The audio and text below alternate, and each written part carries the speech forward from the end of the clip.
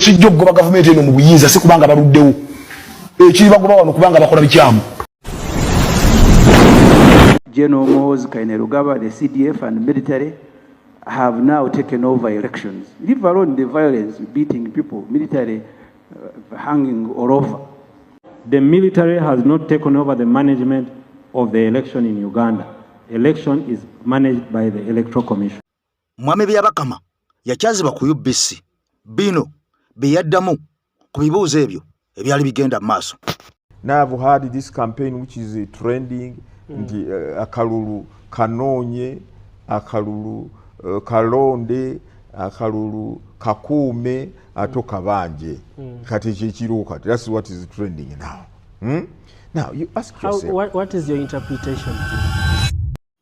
Yes, mawulire getwolekedde getulina essaawa zino agakagwawo omusajja oyo gwolaba ku screen ampuliriza olunaku jabukedde olunaku olwaleero ono ng'amaze okubaga ekiwandiiko namutayiika kaakati ono ye Engineer Simon Byabakama era ng'ono yakulira akakiiko k'ebyokulonda kaakati ono amaze okuyisa ekiwandiiko namutayiika ampuliriza ebigambo si birungi nga Mwami Kyagulanyi bamaze okubeera nga bamusaavinga bwe tugamba okusaavinga bamaze okubaga ekiwandiiko namutayiika ne bamuwandiikira empapula eziwerako ne bazimusindikira ne bamutegeeza nti essaawa yonna ono agenda kukwatibwa agenda kuyitibwa ajje annyonnyole era kusooka bagamba nti ono alina emisango egisukka mu 6 wabula emisango egisoose okubeera nga gimuyitibwako okubeera nga yennyonnyolako giri 23 bino byonna bigenda mu maaso nga tetunaba na kubeera nga twolekedde okulonda akalulu ka 2026 omwezi ogwa January ennaku z'omwezi nga 15 ampuliriza bino byonna nga bigenda mu maaso ngenda bikutandululira ogenda kubeera nga obiwulira kaakati nno ampuliriza waliwo okutya okusinziira ku bigenda maaso waliwo obubbi obukenuzi obulabbayi obugenda maaso munda mu ggwanga Uganda nga bukolebwa ku buli munnayuganda yenna ali mu ggwanga Uganda kaakati nga bumukolebwako butya sooka otuule owulire waliwo obuwumbi obukwata mu 84 buno nga busasulwa buli mwaka nga busasulwa abantu bannansi abantu abawansi nga busasulwa kampuni emanyikiddwa nga Bujagali Company era nga kampani eno yemu kuzituwa amasannyalaze munda mu ggwanga Uganda wabula ng'ekyewuunyisa zino ssente ate tebazikozesa kubanga eno kampuni mbu tekyatuwa nnyo masannyalaze kati wuliriza okusinziira ku bigenda maaso waliwo kampuni emanyikiddwa nga eya Starlink kati Starlink eno y'ey'omugagga amanyiddwa nga Elon Musk era nga kampani eno ya intaneti wabula nga kampani eno yamala dde okusaba ekitongole ekya Uganda Revenue Authority ne UCC okujja ekolere wano mu ggwanga Uganda okuteeka abantu ku intaneti nga intaneti eno tebuuza sigino era nga intaneti eno ya sente ntono kati wuliriza okusinziira ku bigenda maaso bano bakkiriziganya era kampani eno bagikkiriza wabula okusinziira ku biriwo maaso essaawa zino amawulire agakafuluma galaga abasajja beekyusizza bagamba nti omuntu yenna okozesa kampani eno olina okubeera ng'olina ebbaluwa okuva General Muhoozi Kainerugaba ye CDF kati wuliriza era okusinziira ku bigenda maaso kampani eno bw'oba ali ku intaneti yaayo ne bebasalako intaneti munda mu ggwanga Uganda gw'osigala tovaako osigala kwoli kaakati bagambye bonna abakozesa intaneti eno okubeera nga bakyakkirizibwa okugikozesa balina okubeera nga balina ebbaluwa okuva ewa General Muhoozi Kainerugaba wabula bino byonna nga bigenda maaso okusinziira ku mawulire ge tufuna galaga nti waliwo ekiyitibwa emerging and occupation ekigenda maaso munda mu ggwanga Uganda waliwo byobadde tomanyi byenjagala owulire gwe mukwano gwange atugoberera okuva mu mwaka gwa 1966 mpaka na kati waliwo ekyatondebwawo kino nga kyaleetebwa abantu abaava e Rwanda munda mu ggwanga erya Rwanda ne beesolosa Uganda era nga kino kimanyiddwa nga merging and occupation nga bano bajja kweyalulira mu Uganda bawambe eggwanga Uganda wabula ogenda kuwulira ebigambo bino mu butuufu bwabyo mu bujjuvu byabyo nze Eke Master atudde mabega w'omuzindaalo nga n'amalala mangi mu bujjuvu g'ogenda okuwulira wabula njagala nsooke nkutwale mu masannyalaze Uganda erina okufulumya amasannyalaze megawatts 1000 buli nju yonna gy'olaba munda mu ggwanga Uganda era erina amasannyalaze kyokka kikwewuunyisa Uganda efulumya megawatts 1300 kati wuliriza kakati ate wadde efulumya 1300 nti gasukka kwetwetaaga amayumba munda mu ggwanga Uganda mangi abatalina amasannyalaze galagawa waliwo agagenda e Rwanda amasannyalaze galagawa waliwo agagenda e Kenya amasannyalaze galagawa waliwo agagenda e South Sudan amasannyalaze galagawa kantandike bwe nti ampuliza video soko jimpere ekigalo tusumulule omulundi gumu tutandikire mu masannyalaze tukomewo Uganda weeri nti Uganda yonna okubuna amasanyalaze yeetaaga megawatt 1000 buli muna Uganda waali okubanga afunye amasanyalaze. Wabula megawatt sezifulumizibwa amabibiro gonna munda mu ggwanga Uganda ziri 103. Twetaaga 1000 tufulumya 103. Ekyo kitegeeza nti tufulumya mangi okusinga ge twetaaga buli muna Uganda okufuna amasanyalaze. Wabula gye wasanga nti newankubadde tufulumya mangi ate banna Uganda bakyali bangi abatalina amasanyalaze. It is very funny. It is very weird. Very shameful. Tufulumya mangi okusinga ge twetaaga. Wabula tukyalina banna Uganda bangi ate batalina amasanyalaze newankubadde tulina mangi. N'ekirala kisiba okwesisiwaza n'ofuna amawulire nti tulina n'amasanyalaze nga banna Uganda ge tusasula nga tuyita mu kuwa emisolo n'okusasula babanja ge twewora ne tusasulira amasanyalaze bilioni 84 buli mwaka nga tusasulira amasanyalaze ge tutakozesezza biri mu ggwanga Uganda. It is very funny. Bilioni 84 buli mwaka tuzisasula amasanyalaze nga tusasulira amasanyalaze ge tutakozesezza mu kampuni ya Bujagali. It is very shameful. Tata bakugamye abaana okukuta obulungi n'abenjuuyo weetaaga kiro 5 ez'omuceeri n'ogamba saagala abaana bajjule leka ntwale kiro 8 but still n'osigala ng'ofuna amawulire nti ate mulimu abaana abasiiba enjala. Ogenda okufuna amawulire nti mulimu n'omuceere gw'osasula ng'abaana tebagulidde. Kitegeeza tukola loosi ya mirundi 2. 1 tukola loosi ya bilioni 84 zetusasulira amasanyalaze mu kampuni ya Bujagali ninga banna Uganda tebagokozesezza. Tulina n'ekizibu ky'okubanga banna Uganda bangi tebalina amasanyalaze newankubadde amasanyalaze agakolebwa mu ggwanga Uganda mangi okusinga ge twetaaga. Anti ggwanga Uganda buli kimu ekiriwo ebiseera ebisinga bwe tubagambako abatuvuma n'abatuŋoola batuŋoola naye nga twasalawo maama okubeera nga ebigambo bino tubibaweereza butereevu nnyo. Kaakati njagala owulire ebigambo oba oliawo ng'ovudde mu ky'amasanyalaze agakwata mu buwumbi 84 bwe tusasula buli mwaka naye nga tetugakozesa. Abaffe tusasula ki? Tusasula muzimu gw'amasanyalaze. Bwe guba nga muzimu esente zaani azitwala ziragawa?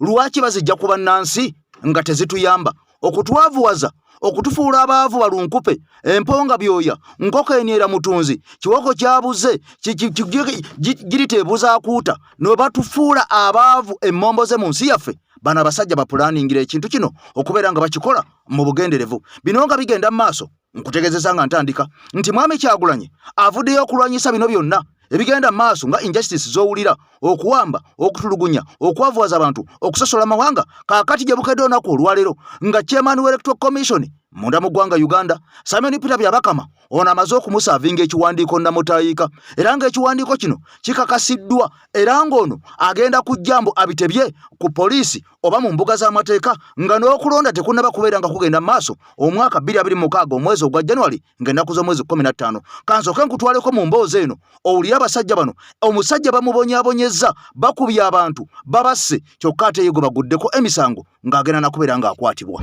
Kale ennaku z'omwezi ziri 23 wabukedde amakya gonna ku lwaleero ng'akakiiko ak'ebyokulonda EC Electoral Commission of Uganda bazzeemu okuba nga bakunama.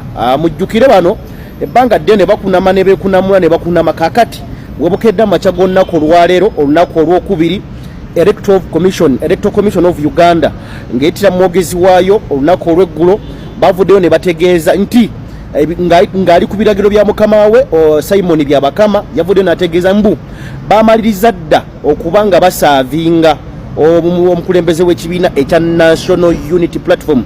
Bagamba bano nti okuva kampeyini zino zatandikira omukulembeze Robert Kyagulanyi Ssentamu yakyasinze okuba nga azza emisango oba nga amenya amateeka ago agaweebwa oba agabalambika nga ba presidential candidate bavuganya ku ntebe y'obwa president. Yavudde n'ategeeza nti bamaze okuba nga bamusaavinga era essaawa yonna agenda kuba nga ayitibwa bamutoba abitebye.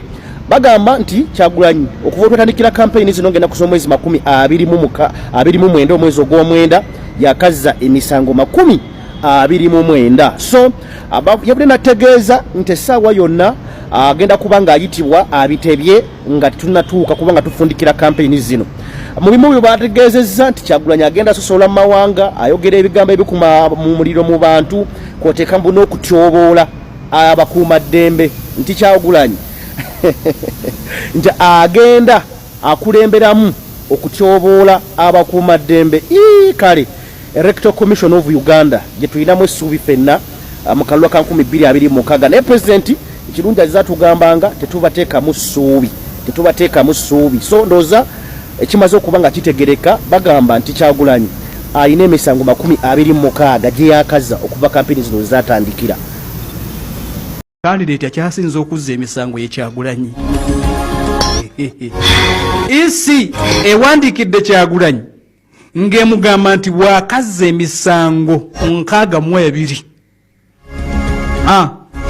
Emisango gy'ebyokulonda electoral offences Kyagulanyi yakamenya amateeka g'ebyokulonda emirundi 62. Bamuwandiikidde ne bamutegeeza era ne bamuwawutulayiningira wajja zamenya amateeka omuli nti okuyungula bannakibiina kye bakuba abasirikale, omuli okukozesa olulimi oluinciting violence, omuli okuba campaign ng'obudde buweddeyo n'ebirala. Era ne bamukootingira n'amateeka nti gabadde agenda maaso n'okeka nti amenya ne bamugamba nti lino wamenya tteeka bweriti ne bweriti. Kyagulanyi isi eyamwami byabakama emulabudde emugambye wakazza emisango 62. Era bagambye nti ayina ne statement eziwaayiriza zazze ayina ne statement nga ziri insulting zazze akola.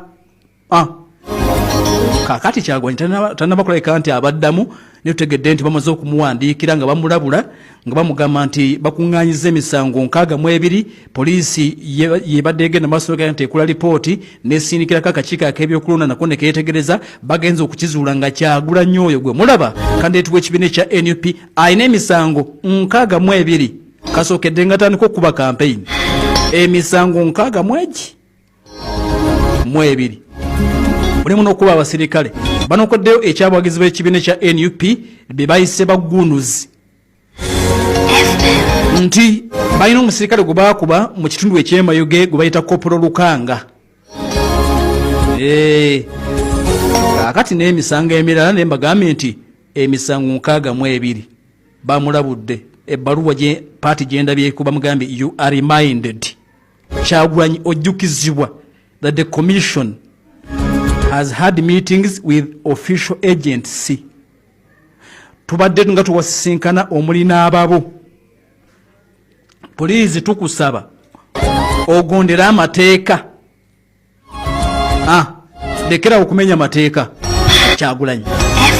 Tulinze kulaba Kyagulanyi agenda kuddamu ki naye nga bamugambye kakati nno bino byonna nga bigenda mu maaso munda mu ggwanga Uganda. Omuntu anyigirizibwa, omuntu aziddwako emisango twamulaba nako mu bitundu eby'eggulu ng'akubwa n'emiggo abantu abali mu ngoye eza bulijjo, abantu abali mu ngoye eza UPDF, abantu abali mu byambalo ebya poliisi. Twalaba tiyaggaasi bukya kampeyini zo zitandika era nga tiyaggaasi ono akubwa muntu omu Mwami Kyagulanyi Ssentamu. Kakati nno webukedde olunaku olwaleero nga bano bamaze okubeera nga bakakasa mbu ate ye yagenda azza emisango kubali abatulugunya abantu, kubali abakuba abantu, kubali abatuuka n'okutirimbula bannayuganda abatalina musango. Bino byonna nga bigenda mu maaso binyiizizza abantu bangi, tebikomye kunyiiza abo bokka bokka abantu aboogera olulimi olumu ne Mwami Kyagulanyi, wabula bwe tuddako mu bitundu eby'omu maserengeta g'eggwanga Uganda okusinza ku mawulire ge tufuna okuva mu bitundu eby'ekigezi. Jjukira nti eyo Mwami Kyagulanyi yatuusibwako obulumbaganyo bwali obuyitirivu ennyo mu bitundu ebyeyo eby'ekigezi, era n'ebitundu ebimu yalemesebwa okuba kampeyini nga bwe yali ateekeddwa okubeera nga kampeyini mu bantu be. Kaakati nno abantu b'omu kigezi, jjukira nti eno ye wazaalibwa omusajja Dr. Kanokiza Besigye Kifeefe. Kaakati nga wenjogerera musajja wattu ali munda mu kkomera gy'avundira era ng'ono emazeyo ebbanga kakati erikunukiriza mu mwaka mulamba n'okusoba wabula okusinziira ku bigenda mu maaso abantu b'ekigezi bino byonna babyogedde mu bunaku obw'ekyalo ennyo abantu b'omu Maserengeta ab'Embalala nga balumiriza nti omuntu aleese bino byonna munda mu ggwanga Uganda okutulugunya abantu okubuzaawo abantu n'okubatta ye gavumenti yokka eya Mwami Museveni wabula saagala weerabire nti Thomas Tayebwa ono nga ye deputy speaker w'eggwanga Uganda Honorable Thomas Tayebwa omwami ono naye ava mu bitundu byeyo kakati nno abantu batabuse era ono bamwambalidde nga bamulangidde ekyokubeera nga abantu bangi bali mu makomera bavunda nga tebalina misango ne baba n'ekyokulabirako ekya Dr. Kanokiza Besigye kakati ng'ate Honorable Thomas Tayebwa yagenze mu bitundu byeyo n'akubiriza abantu bano mbu okulonda Mwami Museveni mbu n'okulonda NRM kakati bano bagamba mwe twabanaabidde dda mu maaso jjukira nti Mwami Kyagulanyi bwe yali mu bitundu eby'Embalala twalaba okuyaayaana twalaba okwazirana twalaba omukwano twalaba essanyu eri bannambalala abasajja abanyankole abakazi abanyankole bonna nga bayayaana ekintu kimu nga bayimba erinnya limu Kyagulanyi Ssentamu is our president kakati bino byaleetera abasajja bano okubeera nga basiikuuka emmeeme okubeera nga banyiiga n'okubeera nga banyiikaala abaawozanga Mwami Kyagulanyi nti wa mu Buganda bwokka kakati olwo amatama baagabutika ne babeera nga banywa amazzi nga tebalina kyakuzzaako wabula era nga bw'omanyi omukalukalu bw'atajja busera bano baasalawo ne batandika okubeera nga bateekawo eŋŋombe egamba nti Mwami Kyagulanyi mbu abantu be mwalaba mu kibuga Mbalala mbu bonna yali abasombye busombi nga bajja mu kibuga Kampala kakati bano baatandika okubeera nga basalako abantu abaagobereranga Mwami Kyagulanyi abatambulanga naye abamukuumanga abamuwanga sapoti abamuwanga vibe beppo n'abo abalinga ba bodyguard be abatali baboleddwa gavumenti kakati nno wadde nga bino byonna byabaawo okubeera nga baalemesa abantu bonna abaawerekeranga Mwami Kyagulanyi waabalaze ku kampeyini kakati nno era waabalaze wonna ne bwaba bataliiko bamuwerekedde ne bwaba aliko bamuwerekedde ebisawe byonna bibooga buboozi nga kino kyongera okwoleka n'okukakasa ensi nti omusajja ayagalwa nnyo era ye pulezidenti addako bw'atabawo kigenze mu maaso kyonna kubeera nga bataddewo amankyolo kati njagala owulira lufuutifuuti luno lulimi lunyankole katono nnyo tukomewo ab'Embalala batabuse okugenda noza kujerega abantu ba Kigezi ngo baronde President Museveni Dr. Kiza Besigye kiryo mu kihome n'ekintu ky'oruswavu n'ekintu ky'okushwazana habo kuba banzo yebuziyo Honorable Thomas Tayebwa omukazi wawe kyafu wanu wali mu kihome akomurwe President Museveni okayemereraho jiro timugende muterere President Museveni so nyowe message yinkutwara abantu ba Kigezi kuri umuntu weno wa NRM yesimbira muri Kigezi bayesimbire Rukunjiri bayesimbire Kabare bayesimbire Rubanda kakati ebyo ng'obitadde ku mabbali ebyabasajja ab'Embalala bwe beeweze era ono akunza abantu bonna n'abagamba nti abantu b'e Kabale abantu b'e Kigezi abantu b'eyo yonna buli we mulaba ewali ibaasi oba yero temugeza ne mukikola mulonde ambuleera yokka kubanga laba Besigye yasibwa mwaka guwedde mwezi gwali gwa 11 kakati awezezza omwaka mulamba ng'ali munda mu kkomera kyokka nga bano abasajja balya butaala beetaaya balowooze nti ffe tujja kubalonda tetuyinza kubeera nga tubalonda nga n'omuntu owaffe eyalwowana n'abeera nga lwanirira abantu bano ampuliriza ono ali mu kkomera gy'avundira olunaku olw'okwo olwajjo Mwami Museveni yabadde e Masaka wabula abantu baagaanye okugenda ku Liberation Square yajjukira nti ekisaawe kino Mwami Kyagulanyi we yali alina okubeera nga akola laareye emu kakati nno abasajja baamulemesaawo wabula Mwami Museveni bwe yagenzeewo abasajja n'abakazi ab'e Masaka baagambye tu ora kavuno mweto baagaanye okubeera nga bajja mu kisaawe kino era yabaddewo n'abantu babale nnyo wabula nga saagala weerabire nti ebipande byonna mu kibuga Masaka ebiriko NUP bano baabitimbuddeyo nga balese ebipande byokka bya Mpuuga ng'era kitegeeza kyongera okunyikiza nti Mpuuga ono akolaganira ne Mwami Museveni nga bwe tuzze nga tubategeeza nga boolaba awo ebipande ebyo byonna ku round about wali mu Nnyendo ewali ekisaawa kya Airtel kuliko bipande bya Mpuuga byokka na bya Mwami Museveni kakati ebya NUP byonna abasajja babitimbuddeyo era n'Empuuga baamwebazizza nnyo mbu omulimu gwakoze e Masaka wabula bukya NRM egenda wantu wonna terina Honorable n'omu atali wa NRM gwe yali yeebazizza kyokka Mpuuga baamwebaziza kansooke nkoleko katono nnyo ku byabadde e Masaka ampuliriza ne analysis ku kyabadde e Masaka tukomewo tweyongereyo n'emboozi zaffe endala ekibuli Mwami Kyagulanyi baamaze dda okubeera nga bamuterako sitampu era abasajja bakonye mudda baamutadde tewakyali kyakwekwasa abayisiramu bonna kakati bakkiririza Mwami Kyagulanyi Ssentamu emmengo yaliyo Katikkiro naye n'amusibula n'amugamba nkwagaliza birungi byereere akati ne makaage abataka bagendayo n'abaliko bakatikkiro abakiikiridde Ssaabasajja nga bamugamba tukwagaliza buwanguzi mu lutabaalo luno lwogenzeemu sooka owulire bino ampuliriza ate nkomewo tweyongereyo eri Masaka bwe tuvaayo tugende Kibuli ebyabaddeyo kati ate nkomewo nkutwale mu mboozi endala ate mukwano gwange mpuliriza tweyongereyo EKTV nkusaba video jimpere ekigalo mama eswiti zirandi nkutumiddeko nnyo nenkusasira ebikuluma mukwano gwange Emire nkutumiddeko nnyo mu ggwanga erya switi zirandi mama mundabire bepono omuto mugana nkakeeto nawe nkwagala nnyo sister Marie ebigambo byebyo bannange soko ogende Masaka ompulirize Masaka tukomewo. Yes, we appreciate Mpuga has done a lot of work. Tumwebaza Honorable Mathias Mpuga alina omulimu gwakoze mu kitundu kino. Ofuluma Masaka Kaddugala Secondary baba wadde government yabawadde 2.5 obuwumbi 2 n'ekitundu bakizimba abayizi mwe bakungaanira. And then in Kijabwemi. Kati ate Kijabwemi Secondary muwulire. We gave 1.5. Eyo twawaddeyo akawumbi kalamba n'ekitundu engalo za President Museveni.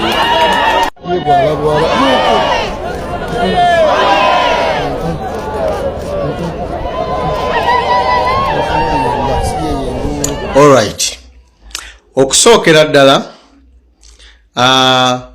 ebipande by'abakandidate bya NUP byazzeemu ne bitimbulwa mu kibuga Masaka. Ekyokulabirako ekyamangu ye abamanyi rawundi y'okutotonga bw'ogiraba ebadde ejjudde ebipande by'abeesimbyewo ab'enjawulo okuva mu bibiina byonna. Wabula bagenze nga balondamu eby'abe NUP bokka ne babitimbula. Era nga bw'olaba ebya Mpuuga, ebya Kakande n'ab'omuti abalala byo tebyakwatibbwako.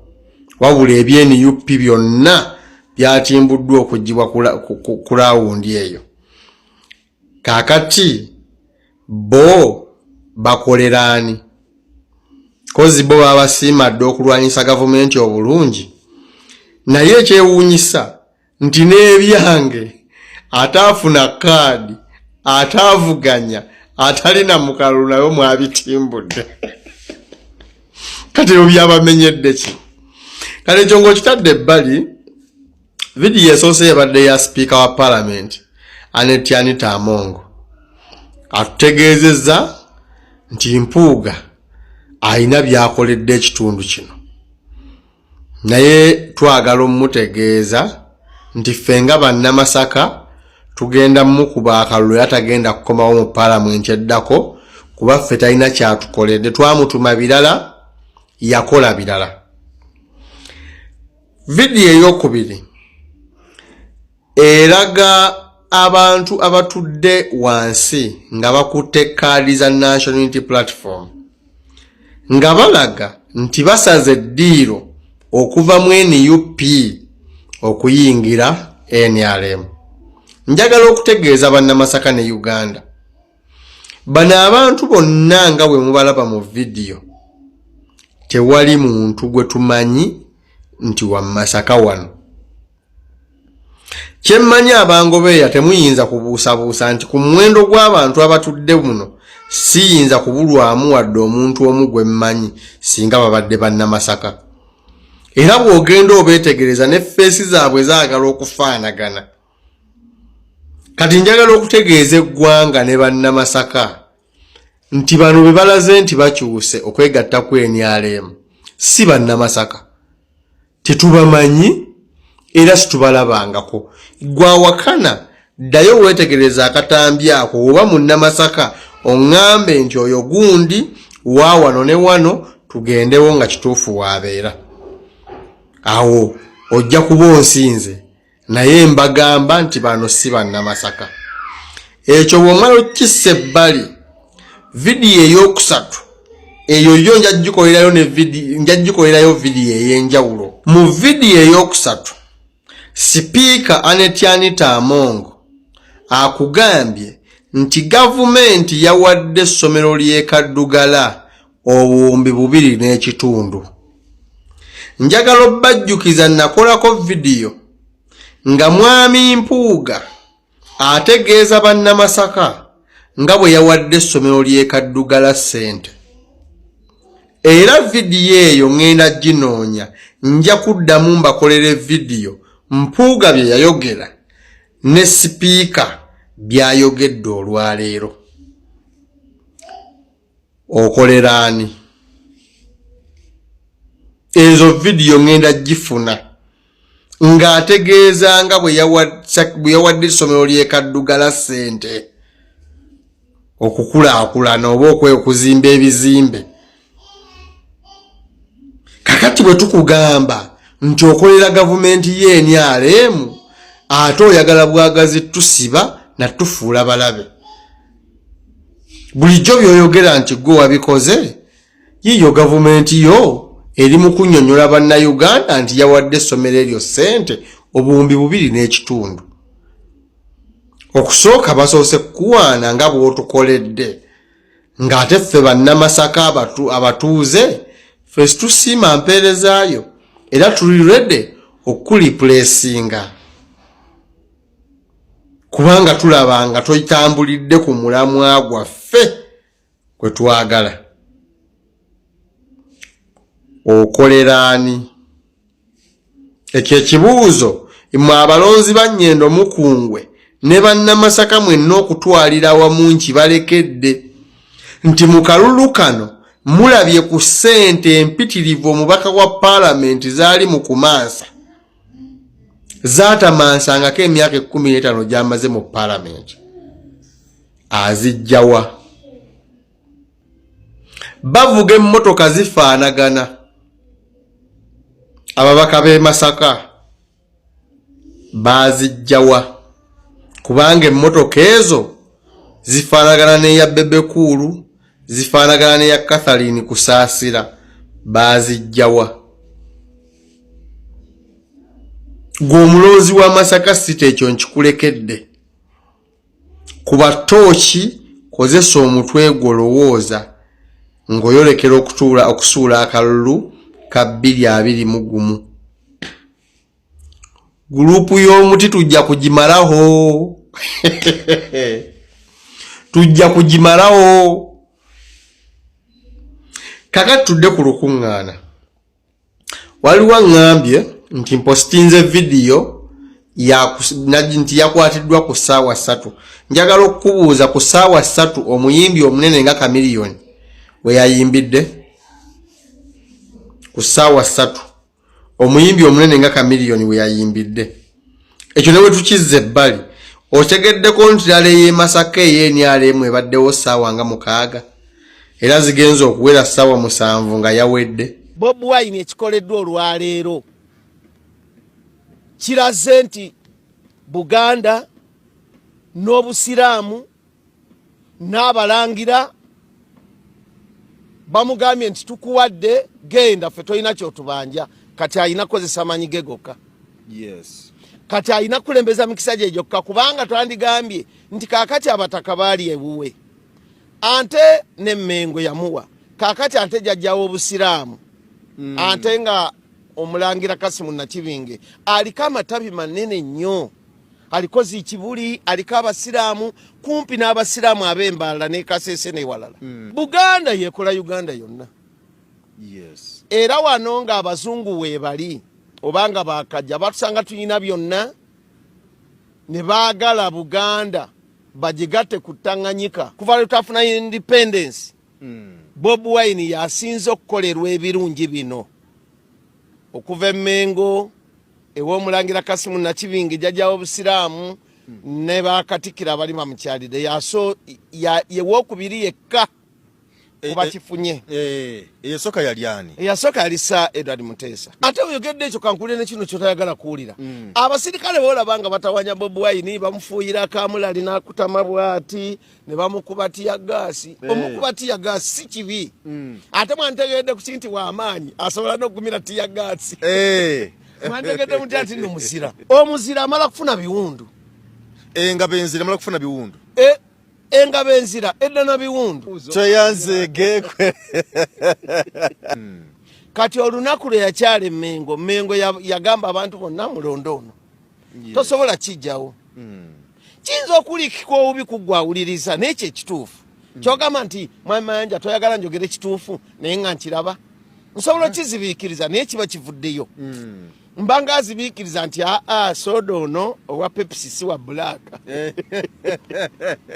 wa white kakati ng'oluli olulangira ne lutula ne lugamba nti naye ffe lwaki tetumwoleka eri abantu kati bamufudde nga Kristu era bayimba akayimba nti omwana azaaliddwa kiwedde olwaleero azaaliddwa obanga mwe mbadde musigadde nga bagamba nti yo Mmengo mwagala naye bali tebamwagala n'abasiraamu b'ekibuli tebamwagala kati akulaze bakulaze tokyalina kyaki ogamba kati Bobi Wine bamuwadde omupiira ateebe eno n'eri kati alemwagage abesimbyewo bali 8 mu bana besimbyewo 8 tetuna gutwalabyeko nga agende Mmengo tole gutwalabyeko nga agenze wantu wona naddala ku matabi amanene wano mu Buganda lwaki tekibadde bwekito lwaki tulabye Kyagulanyi yekka ebbanga lyonna okulaba nti yagezaako kugenda eri abakulu abo era gwe bayita buli lwolabanga omuntu asoose okuteeba goolo ne ziwera 6 omuyunga si kyangu kubanga bwabanga yafuna abataka n'omukulu w'ekika ne munnabyabufuzi omugundiivu bwabanga ante yabadde Mmengo wakatikiro ante bwabanga akyaziddwa neewo omulangira Kasimu Nakibinga ante omulangira Kasimu Nakibinga akukyaza n'oga nti waliwo ekyetaagisa bali bajjajjawe bamugulyawo ekkubo lyali lya mukisa abantu balina kye batamanyi nti akabonero ak'okungulu kakulaga eky'omunda kakulaga akabonero ak'omunda bw'olabanga Lumonda amulisizza togamba abaana nti mugende mukebereko sima busimi kati ku kya saidi ya Bobi Wine Lumonda amulisizza bw'olabanga ensujju emulisizza manya ekiddako ekiryo bwe kimulisa manya ekiddako nsujju kakati bano bobadde ombuuza nti nga tebagenze eyo n'abalala ne banaagendayo kyogamba bagendayo ng'omwana waabwe kyoga toyagala njogere mazima nti ono mwana ava mu erinju ayinza okuba nga simulangira naye mu byafaayo byonna mwana wa Nambi mwana wa Buganda mu byafaayo byonna mwana wa Buganda toyina ngeri gy'oyinza musiikasiika mujjayo kijjewo bagasumba aboogera ennyo omanyiza mayanja kyensinga kumwe nasomako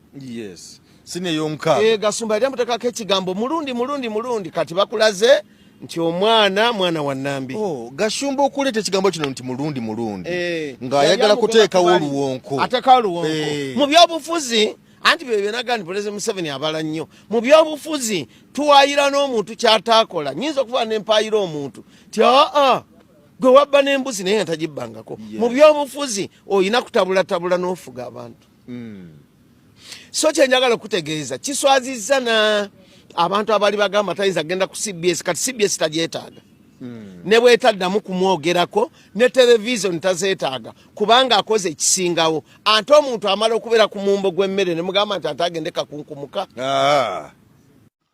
kakati nno gyebuze buvaako nzize mbategeeza nti munda mu ggwanga Uganda waliwo abantu abatendekebwa era nga abantu bano batendekebwa okubeera nga balemesa kye tuyita protest vote munda mu kalulu ketwolekedde 226 omwezi oga January ng'ennaku z'omwezi 25 wabula njagala owulire ebigambo bino waliwo omusajja avaayo n'ategeeza nti bangi bagamba twagala kulonda kalulu kaffe bwe tumala okukalonda tubeerewo tukakuume bwe wabaawo akakwatamu tufaafagane naye kaakati nno olw'obutirizi bwa gavumenti y'eggwanga Uganda yasalawo n'enoonya abantu ku byalo ab'enjawulo nga tefuddeeyo olina buyigirize bwenkana ki nga tefuddeeyo oli wa ggwanga ki nga tefuddeeyo oba olina endagamuntu oba tolina kaakati abantu bano bonna abali ku byalo ne batwalibwa ne batandika okutendekebwa era nga training eno emaze emyezi 3 bano batendekeddwa mbu okukuuma akalulu okubeera nga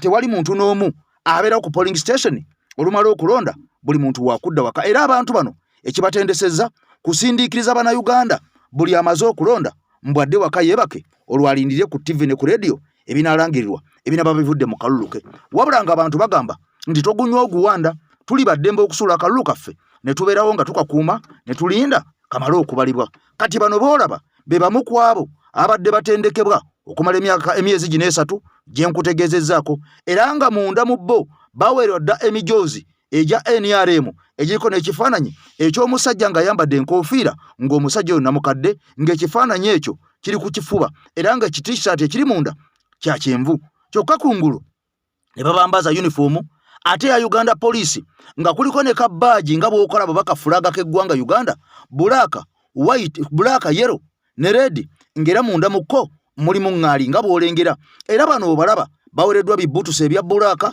bawereddwa ebiyunifoomu bino ebya kitaka kaakati nno bano ng'omulimu gwabwe gwe bagenda okulemesa enteekateeka zonna ez'abannayuganda okukozesa eddembe lyabwe okulonda akalulu bwe bamala okulonda tebagenda kukkirizibwa kuyimirira mu mitaazi 2 nga ssemateeka yennyini ow'eggwanga Uganda bwakirambika kaakati nno okusinza ku mawulire ag'omunda galaga wano waliwo okulya n'okkomba essowaani kubanga abantu bano bonna be mulaba batendekeddwa naye nga baakubyalo era batendekeddwa ku byalo byabwe nga bannansi babalaba nti gundi ne gundi ne gundi y'omu ku batendekebwa okulemesa akalulu kaffe ke tugenda okulonda kaakati abantu bano bawereddwa emyezi 3 nga bali mu kombati eno oba yunifoomu eno eya Uganda Police akalulu be kanaggwa emyezi 3 nga giwedde bano bagenda byambulwamu biddizibweyo badde mbafuuka abantu ba bulijjo abantu bano bagenda kutunula batya ku bantu bannansi nga babalemesa obuwanguzi bwabwe sooka owulire ampuliriza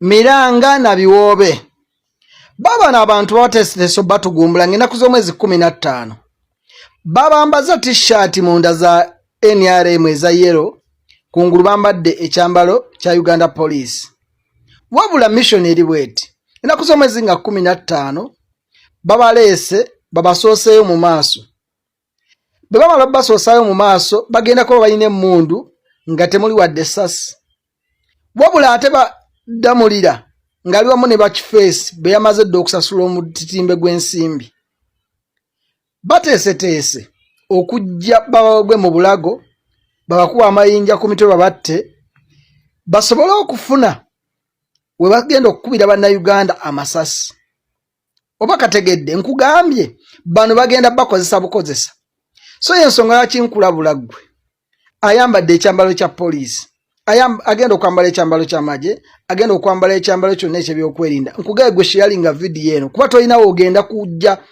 information bweti Munyalanda Bobby kamera kwendi tambuza vidiyo nakuzomezi nga 15 lwe lunaku olw'okubanja obuwanguzi bwaffe obwo okukakuuma wabula bo bagamba nedda temuteekeddwa kakuuma wabula bagenza okulaba kibazitoyeeko ne bagala tugenda kikola tutya ne bafunayo abavubuka awo abawala n'abalenzi ne babagamba tugenda basasula ssente bweziti wabula mujje tugenda bakwasa emiggo tubawe n'emmundu mugenda kubeera walinga kifaananyi okugezaako okutiisatiisa okulaga nti waliwo ku basirikale kuba mukimanyi tebasirikale abali ggwanga tebamala naye ate ne bapaledinga nga bayita mu ghetto structure abayaaya bagenda okujja okubalumba bano bambi bambaze ebyambalo bya poliisi ebyamagye biki nga tebalina wadde ka training babatugumbule bwe bamala batugumbula basobole okufuna chance egenda okukuba amasasi mu bantu ne bomu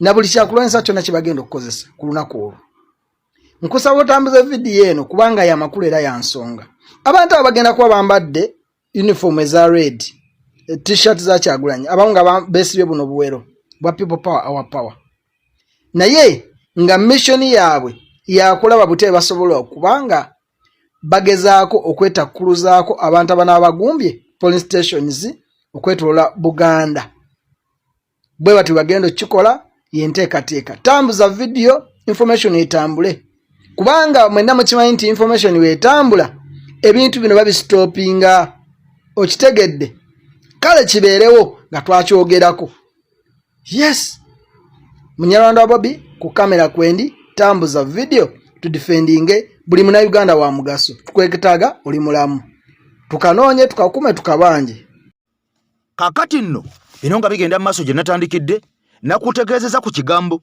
kye nayise merging and occupation ekigenda maaso munda mu ggwanga Uganda era nga kino kikulembeddwamu abasajja abamanyiddwa nga abatuusi kaakati nno bano bava munda mu ggwanga erya Rwanda wabula saagala weerabire mu myaka giri egy'emabega emyaka gya Milton Obote abantu bano basindikirizibwa okuddayo munda mu ggwanga erya Rwanda wabula eggwanga erya Rwanda bano lyabalemesa nga lyabalumiriza nti abo baali tebakyali bannalwanda baali bafuuse bannayuganda bennyini abawedde emirimu. Kati njagala ompulirize bulungi, wano waliwo okulya n'okomba essowaani okusinziira ku kigenda mu maaso. Ku bwino omusajja wuno gwalese alaga nti okuva mu mwaka ogwa 1966 kino kizze kipangibwa nga kipulaningibwa ekya merging and occupation nga kitegeeza nti bano balina okuzaala nnyo baale bwe bamala okuzaala okwala kaakati bawambe eggwanga Uganda. Wabula bino tuzze tubyogera okusinziira ku bigenda maaso ng'era okiraba bulabi nti byonna ebigenda maaso munda mu ggwanga Uganda oba oliawo munnansi omutuufu takyabiinako bwannannyini obw'enkomeredde nga n'ebisembyeyo kimaze okubeera nga kikakasibwa nti ettaka munda mu ggwanga Uganda eribadde ery'ebyapa nga buli munnansi alina obw'enkomeredde ku ttaka lye essaawa yonna obw'enkomeredde ku ttaka bugenda kubeera nga bukugibwako. Kati gwalina ekyapa kikugibweko osigale nga tolina bwankomeredde bwannannyini ku ttaka. Mukwano gwange ampuliriza nga kitegeeza we babadde bagobera munnansi ku ttaka ng'alina n'ekyapa kitegeeza kaakati kuno kwenda kubeera kulya myungu buteesokoola bakugjawo bujja ne bakolewo bye baagala oba ne babwawo oyo alina amaanyi oba agwa mu layini eri gye nkugambye eya merging and occupation munda mu ggwanga Uganda. Bino byonna nga bigenda mu maaso okwavuwaza bannansi kimanye nti kagendere ng'omukadde akogga, era njagala buli muntu wenna okimanye nti byokola byonna bw'obanga ogattako bugasi ku basajja abali munda mu ofiisi zino ennene ez'eggwanga Uganda abali mu gavumenti kaakati kimanye nti okikola kamanye ng'akoza n'owebbwa nti essaawa yonna ampuliriza naawe kijja kutuukako ekyo kyolaba ekituuka ku balala. Bino nga bigenda mu maaso okwavuwaza bannansi okubafuula abagwira mu mawanga ag'ebweru nga opportunities bazibajjako munda mu ggwanga Uganda. Njagala owulira ebigambo bino owulize akatambi kano gwe mukwano gwange atugoberera. Muzuukuke ng'obudde bukyali tulwanyise ekigambo kye bayita merging and occupation. Mwenna mwebase temumanyi lutalo Kyagulanyi lwalwana n'aba NRM bennyini ba indigenous tebamanyi lutalo Museveni Kyagulanyi lwalwana. Nkiddamu ne bannayuganda bali mu diaspora abalina zi masters PhD simezi degree simezi bonna tebamanyi lutalo Kyagulanyi lwalwana. Wabula abatono ennyo kati bategedde olutalo Kyagulanyi lwalwana. Kyagulanyi alwanyisa ekintu ekyatandika mu 1966 n'olwaleero ekizze kirya buli munnayuganda yenna Nakabala eyandibadde ateeseza eggwanga eryo. Ekibadde kitta buli munnayuganda yenna Nakabala badde ateeseza eggwanga eryo nekirekawo enkwezenge bannayuganda mannya ne baganda mannya. Gw'obadde okimanyi nti emisana gye bakulagira nti eggwanga lifugibwa bannayuganda ekira akabinja akaagala okugatta Uganda ku Rwanda katuula ne kateesa bute bagenda okukola ebintu bino. Mwemisana mulaba kirala ekiro bateesa kirala kyovula nti Uganda kati essaawa zino buli kitundu kya Uganda kirina gavana indirect nga temumanyi yaweebwa obuyinza obukontrolinga poliisi amagye n'ebiragiro okukola bye kiragisa okukola okudifendinga merging okugatta eggwanga Uganda ne Rwanda. Mugende mu kyegendereze mutandike okunoonya abantu bonna bannabyabufuzi current n'abaliwo. Mugenda kizuula bonna nga bannayuganda mannya naye nga bantu baki banyarwanda. Kiki ekikugambisa ekigambo ekyo kitegere bulungi? Byebikolwa lyefutwa bwe bukyayi bwe basiga eri amawanga agasangibwa mu. Nyongera okugamba nti bano abasajja bajja bazaala n'olwaleero bw'ogenda ku social media abakazi bangi ba single mothers ng'eyamuzaalamu omwana tamumanyi ne gyali tamanyi ne yeetuumira omwana amannya. Omwana n'akula n'afuuka kyali mu ggwanga naye nga tamanyi kitaawo. Oluvannyuma kitaawo ayinza okuvaayo ku lasiti naye ng'omwana tamanyi kitaawo yaani. Kati bwe abantu musinga obyo mulaba naye ng'ekisinga obungi nyongera obbagamba ni kampu Entebbe ekyabadde mu Hora House Entebbe bagamba ani afuluma information eno. Wallahi okuva ku Lwokutaano n'olugyo saakoze video nga nfuna information buli nsonda yansi ne bangamba Lumbu yava ne mbagamba nava mu Uganda ate mwengenda okuziikibwa nti ffe bulijjo tutya okwogera ekigambo kino nti eggwanga baali wamba n'empapula zaalyo zonna ezitambuza bannayuganda ziri mikono gy'abanyarwanda. Ne mbagamba lwaki temwongeranga nti ate byo tetulina bwogero tutte naye kuwa kyogedde ekituufu kiri nti tukimanyi katube Belgium abanyarwanda abaliyo bonna balina national identification za Uganda. Kebere Bungereza balina passport za Uganda. Wonna we bali. Bwe kituuka ku university across the globe mama nyabo. Endaga muntu, passport, scholarship, buli kimu kyonna ky'abanyarwanda. Bo Rwanda ate kiringa bw'onoove w'onoogera mu supermarket ogula ekintu omunyarwanda ava Rwanda najja mu Uganda n'agula ettaka n'alibeerako nga teri agenda mugobako kyova olaba tabagambye n'etteeka ly'ettaka ligenda kuyita. Museveni yagambye believe or not foreigners must own land permanently in Uganda. Who are the foreigners? Not the British, not the Indians, not the Eritreans, but the Rwandese. Kinachikola nga bwe yakola mu Ssemateeka 1995 n'agamba nti omuntu bw'amala emyaka 10 ku ttaka naye batalina kiryogerako afuuka nannyini ttaka eryo eri asobola okugenda n'asaba ekyapa mu nsi yaani.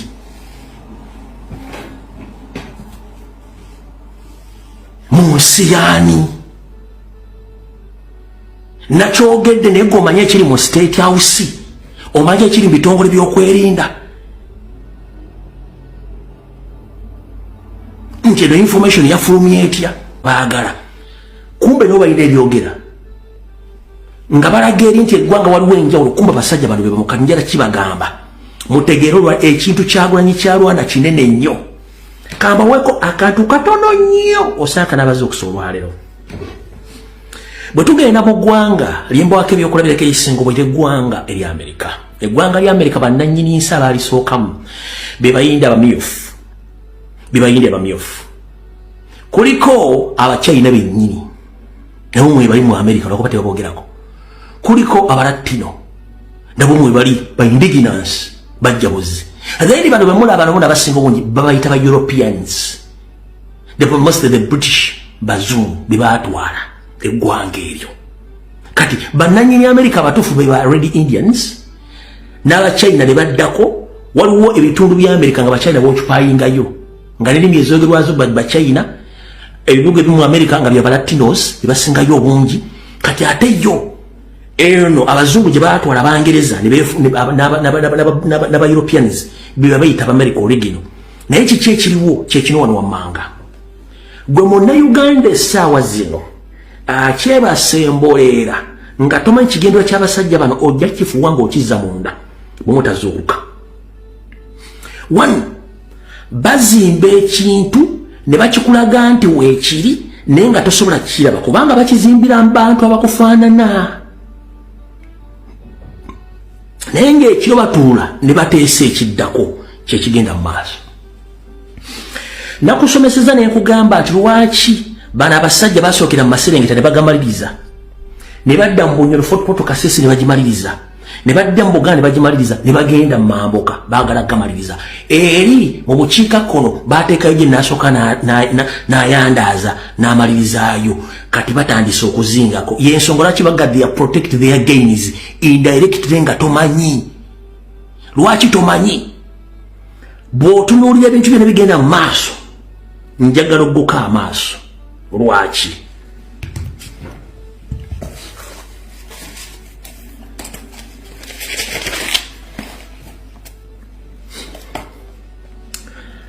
Leo video nyingi zibadde zitambula ku mitimbagano. Uganda Airlines logo nenseka. Munnange kankuwa ka brief history katono nnyo oli bulungi nnyo. Ekisookera ddala bannayuganda mwerabira mangu ate musonyiwa mangu. Eggwanga Uganda lyafugirwako bannansi. Eggwanga Uganda okuva mu 1962 lyafugirwako bannansi. Era buli kimu ekyabafuga nga bannansi enjawulo mugiraba ng'eggwanga lyafugirwako bannansi. Era abatali bannansi enjawulo mugiraba. Katugenze mu maaso. Omugenzi Idi Amin Dada yazzaawo ekitongole yagula ennyonyi ezo n'aziteeka Uganda Airlines zikula bulungi nnyo across the globe. muda bulungi nnyo ekitongole Museveni n'akitunda ne kifa ye kennyini mu project zaateekawo okubbiramu ssente ng'ennaku z'omwezi 30 omwezi ogw'olubereberye omwaka 2018 yasalawo akomyewo project ng'agenda kubbiramu ssente. Uganda Airlines si abannauganda. Uganda Airlines linnya lye liko nabagamba n'erinnya Uganda Airlines liyasaamu kuteesa ye yaligulanga omuntu. Joel Ssenyonyi yatinkula ebitono ne bimulaga nti Uganda eyinako share emu